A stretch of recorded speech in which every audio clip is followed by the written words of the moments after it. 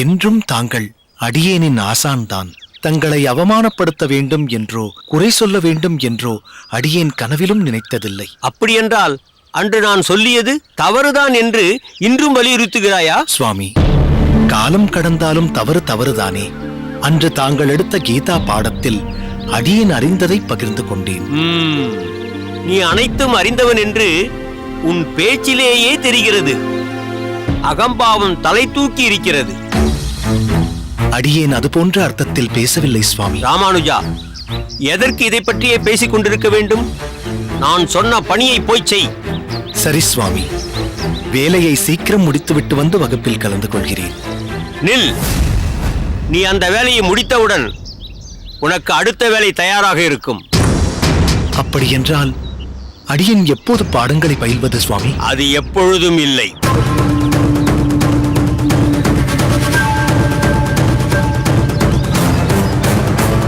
இனி நான் பாடம் நடத்தும் சமயத்தில் உனக்கு எப்போதும் வெளி வேலைதான். இனி நீ இங்கு இருக்க வேண்டிய அவசியமில்லை. செல்லலாம். என்ன கோவிந்தா, நீயும் அண்ணனுடன் கிளம்புகிறாயா? நீயும் ராமானுஜனுடன் போகப் போகிறாயா? சுவாமி, இவன் ஏதோ தெரியாமல் எழுந்து விட்டான். அடியேனுக்கு உதவி தேவைப்படும் என்று தவறாக நினைத்து விட்டான். கோவிந்தா, நீ அமர்ந்து கொள். அடியேன் ஒருவனாகவே இட்ட பணியை முடித்துவிட்டு திரும்புவேன். நீ கவலை கொள்ள வேண்டாம். பாடங்களை கவனமுடன் படி. உட்கார். உட்கார்.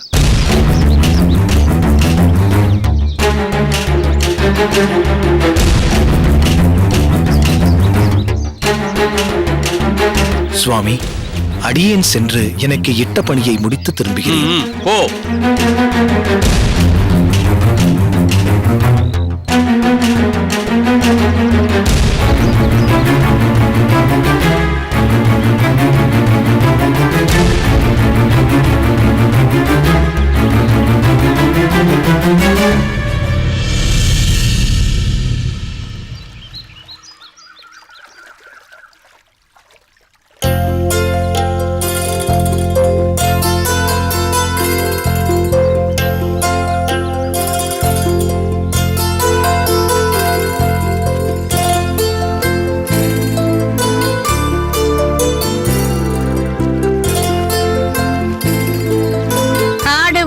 என்கிறது, வீடு போ போ என்கிறது. இருந்தாலும் இந்த தள்ளாத வயதிலும் பாழாய் போன மனதிலிருந்து ஆசை மட்டும் போக மாட்டேன் என்கிறது.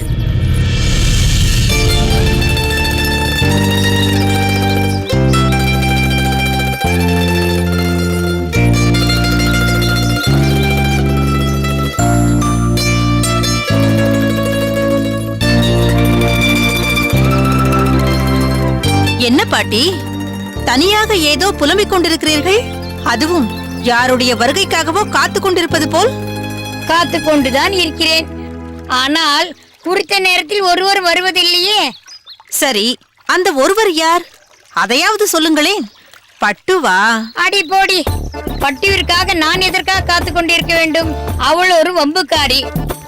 துஷ்டரை கண்டால் தூர விலகி என்பதை போல் அவள் வந்தாலே நான் ஒதுங்கி விடுவேன். அவளுடன் மல்லுக்கு நிற்கும் அளவுக்கு என் உடம்பில் வலிமை இல்லை. அப்படிப்பட்ட எண்ணமும் எனக்கு இல்லை.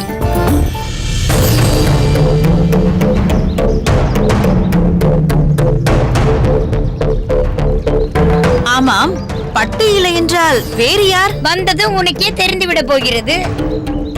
இருந்தாலும் உங்களுக்கு அழுத்தம் அதிகம்தான் பாட்டி.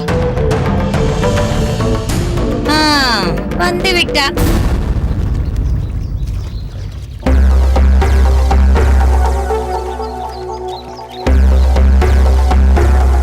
வாடாப்பா வா. எத்தனை நேரம் உனக்காக காத்து கொண்டிருப்பது? வழியில் வேறு ஒருவர் என்னை பிடித்துக் கொண்டு விட்டார். அவர்களுக்கு புடவைகளை காண்பித்து வருவதற்குள் தாமதமாகிவிட்டது. ஓ, புடவை வியாபாரியா? இவரை எதற்காக இங்கு வர சொன்னீர்கள்? ஓ, புடவைக்காரரா? வேற என்ன செய்வது? அகத்திற்கு வர சொல்லலாம் என்றால் அங்கு அந்த லங்கினி இருக்கிறாள். அதுதான் என் மாற்று பெண். கண்கொத்தி பாம்பு போல் நான் என்ன செய்கிறேன் ஏது செய்கிறேன் என்று கண்காணித்துக் கொண்டே இருப்பாள். யாரிடம் முறையிட்டு என்ன பயன்? என் மகளுக்கு ஆசையாக ஒரு புடவை வாங்கி கொடுக்கலாம் என்று நினைத்தேன். இவன் அங்கு வந்தால் அந்த லங்கினி நான் பார்த்து தருகிறேன் என்று புதிய புடவை எடுத்து தன்னிடம் வைத்துக் கொண்டு அவளிடம் இருக்கும் ஏதாவது பழைய கந்தல் கிழிசல் புடவைகளை என்னிடம் கொடுத்து விடுவாள். இதோ நான் கட்டி இருக்கிறேனே இதை போல. அதனால்தான் அவளுக்கு தெரியாமல் வாங்க வேண்டும் என்று இவனை இங்கு வர சொன்னேன். பாட்டி, இதுவரை இப்படி கோயிலில் நான் புடவை வியாபாரம் செய்ததில்லை. சரி சரி பொறும்பாதே. உன் தந்தை காலத்திலிருந்து உங்களிடம் தான் புடவை வாங்கி கொண்டிருக்கிறேன். வேறு யாரிடம் செல்லாமல் உன்னிடம் வாங்கிறேன் என்று சந்தோஷப்பட்டுக்கொள். வா, அந்த மூட்டையை அவிழ்த்து புடவையை காண்பி. சரி, வாருங்கள். வாருங்கள் பாட்டி.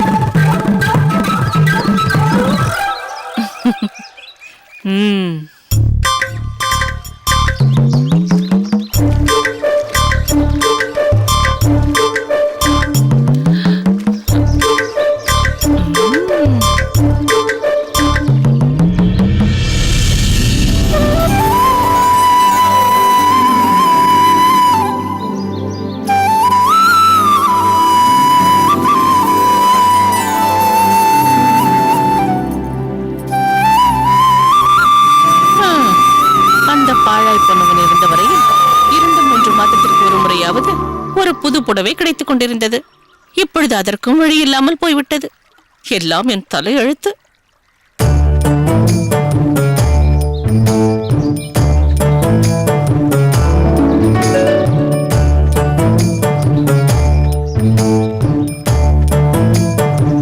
ஏண்டி அமுதா, இந்த புடவை எப்படி இருக்கிறது? உங்கள் மகளுக்கு மிகவும் பொருத்தமாகத்தான் இருக்கும். சரியாகத்தான் தேர்ந்தெடுத்திருக்கிறீர்கள். நீயும் ஒரு புடவை எடுத்துக்கொள். எனக்கா? வேண்டாம் வேண்டாம், அதற்குண்டான தொகை இப்பொழுது என்னிடம் இல்லை.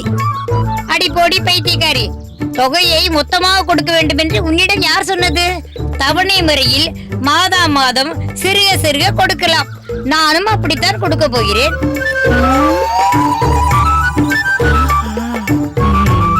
என்னடா, நான் சொன்னது சரிதானே? அதுதான் சொல்லிவிட்டீர்களே, என் தந்தையின் காலத்திலிருந்தே எங்களிடம் புடவைகள் வாங்குகிறீர்கள் என்று.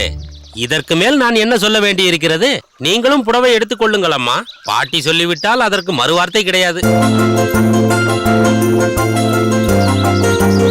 பாட்டி, இந்த புடவை எப்படி இருக்கிறது பாருங்கள்.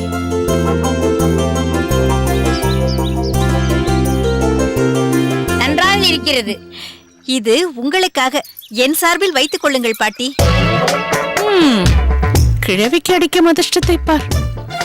எனக்கு இப்படி எடுத்துக் கொடுக்க யாரும் இல்லை. நன்றாக இருக்கிறது அடி புடவை. தவணை முறையில் புடவை நன்றாக இருக்கிறது.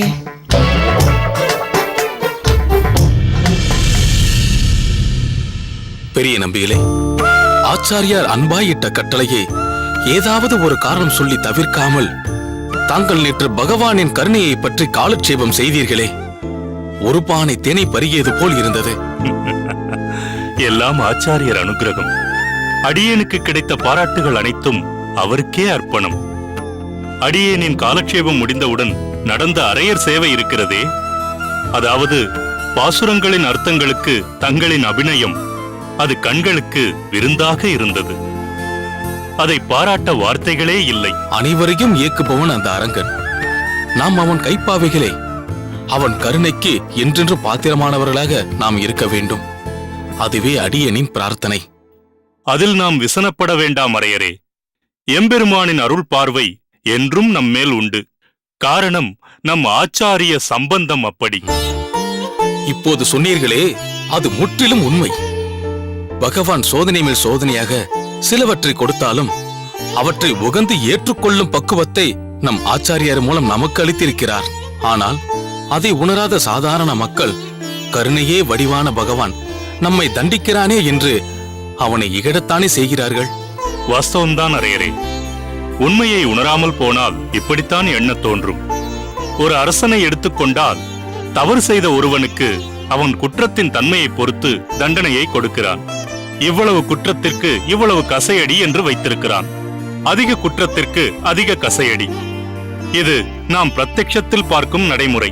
ஆனால் இதில் பொதிந்துள்ள கருத்து என்னவென்றால், இந்த தண்டனையால் அவன் மேலும் தவறுகள் செய்யக்கூடாது என்பதுதான். அதேபோல்தான் நம் பாவத்திற்கு தண்டனையாக பலவிதமான சோதனைகள், கசையடி போலவே தவறை உணர்ந்த ஆத்மாக்களை பகவானே கைதூக்கிவிட்டு பிறவிக் கடலை கடக்கச் செய்து பேரானந்தத்தை அடையச் செய்கிறார். மிகவும் எளிமையாகவும் அதே சமயத்தில் நன்கு புரிந்து உணரும் வகையிலும் சொன்னீர்கள் பெரிய நம்பிகளே.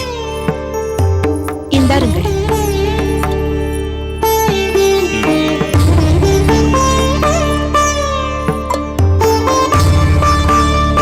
அண்ணாவின் நேற்றைய எம்பெருமானின் கருணை என்பதின் தொடர்ச்சியாக இப்போது குறிப்பிட்டதை எடுத்துக்கொள்ளலாம். அவ்வளவு எளிமை, ஆனால் ஆழ்ந்த கருத்துக்கள் இல்லையா சுவாமி? சரியாக சொன்னாய் அம்புஜம். அந்த எம்பெருமானின் கருணையை போன்றே பெரிய நம்பிகள் மாரநேர் நம்பியிடம் வைத்த கருணையை சொல்லால் வர்ணிக்க முடியாது. ஆம் சுவாமி, சகதர்மிணி என்ற சொல்லுக்கு இலக்கணமாக இதோ இருக்கிறார்களே விஜயமண்ணி. அதிலும் மாரநேர் நம்பியை தன் மானசீக புத்திரனாகவே பாவிக்கிறேன் என்கிறார்களே. இந்த பரந்த உள்ளத்தை என்னவென்று சொல்வது? நமக்கும் வெகு நாட்களாக சந்ததி என்று ஒன்றுமில்லை. ஆனால் மாரநேர் நம்பியை நம் பிள்ளையாக ஏற்று உறுதியளிக்க நாம் முன்வரவில்லையே. அந்த மனப்பக்குவம் நமக்கு இல்லாமல் போனது நம் துரதிர்ஷ்டம்தான். அப்படியெல்லாம் வருந்த வேண்டாம். தங்கள் இருவரின் தாயுள்ளத்தையும் தொண்டுள்ளத்தையும் நாங்கள் அறிவோம். அனைவரையும் ஆக்கர்ஷித்து எம்பெருமானிடம் பாத்திரமாகும்படி செய்வதில் அரையரின் சேவை மகத்தானது. தன் அபிநயத்தால் கோயிலுக்கு வரும் சேவார்த்திகளை பக்தியில் திளைக்கச் செய்யும் பேருபகாரத்திற்கு ஈடு செய்வது போல் இவரது தம்பியின் மீதும் கருணையை பொழிந்து நம் ஆச்சாரியர் மீண்டும் அவரை சாஸ்திர ஆராய்ச்சியில் ஈடுபடும்படி செய்துவிட்டாராமே. ஆம் விஜயா, ஆச்சாரியர் நமக்கு ஆச்சாரிய ஸ்தானம் மட்டுமல்லவே தகப்பனாகவும் நம்மை வழி நடத்துகிறார். தெய்வக்கரசு நம்பியோ ஒரு விதத்தில் பிள்ளையே ஆனவர். தாங்கள் குறிப்பிட்டது உண்மைதான் என்றாலும் ஆச்சாரியாரை பொறுத்தவரை தெய்வக்கரசு நம்பியும் ஒன்றுதான், மாரநேர் நம்பியும் ஒன்றுதான். இருவரையும் சமமாக பாவித்து தன் அனுகிரகத்தை பொழிவார். சரியாக சொன்னீர்கள் அண்ணா. வாருங்கள் தெய்வக்கரசு நம்பிகளே. நமஸ்காரம். நமஸ்காரம். அமருங்கள். நான் உள்ளே சென்று மோர் எடுத்து வருகிறேன். சற்று இருங்கள். அடியேனுக்கு ஒன்றும் வேண்டாம். இதோ ஜலம் இருக்கிறது, அதுவே எனக்கு போதும். உட்காருங்கள்.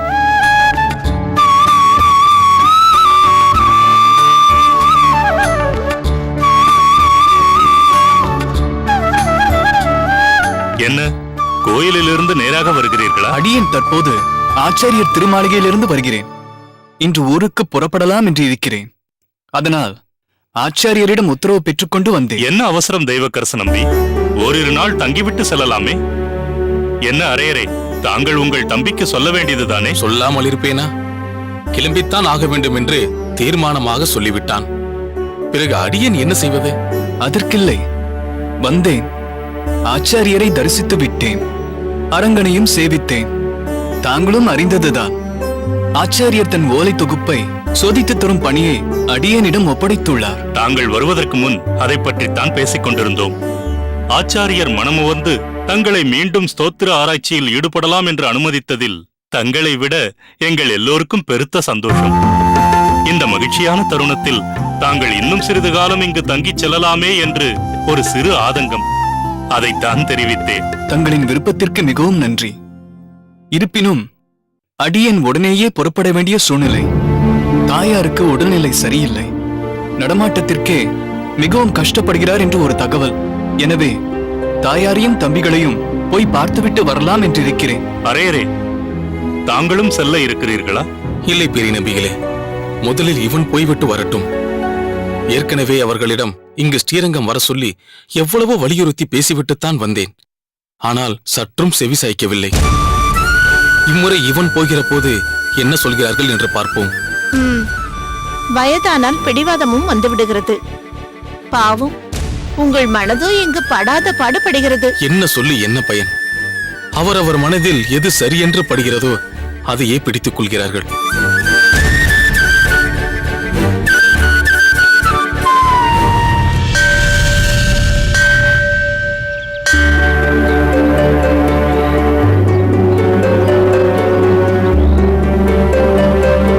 ராமானுஜா, சுவாமி. வந்தனம் சுவாமி. என்ன தத்துவ ஆராய்ச்சியில் ஈடுபட்டிருக்கிறாயா? இல்லை சுவாமி, இன்று நடந்த பாடங்களின் குறிப்புகளைத்தான் படித்துக் கொண்டிருக்கிறேன். இது என்ன ராமானுஜா, புதிதாக ஏதோ சொல்கிறாய்? அன்றைய பாடத்தை நடத்தும் போதே மனனம் செய்து விடுவாயே. திரும்பவும் இங்கு வந்த பிறகு மீண்டும் அதே பாடத்தை இதுபோன்று நீ விசாரம் செய்து அடியேன் பார்த்ததில்லையே. பாடங்களை நடத்தும் போது வகுப்பறையில் இருக்கும் சமயத்தில் கூடியவரை மனனம் செய்து விடுவேன். அப்படியென்றால் பாடங்கள் நடக்கும் வேளையில் நீ வகுப்பறையில் இருக்கவில்லையா? ஆம் சுவாமி. ஏன்? வேற ஏதாவது பணி செய்ய வேண்டியிருந்ததா? வேறு பணிதான் செய்து கொண்டிருந்தேன். அப்படி ஒரு சூழ்நிலை, அப்படி ஒரு நிர்பந்தம். என்ன ராமானுஜா, சூழ்நிலை என்கிறாய், நிர்பந்தம் என்று வேறு சொல்கிறாய்? அடியேனுக்கு ஒன்றும் விளங்கவில்லையே. அடியேன் சொல்கிறேன் சுவாமி.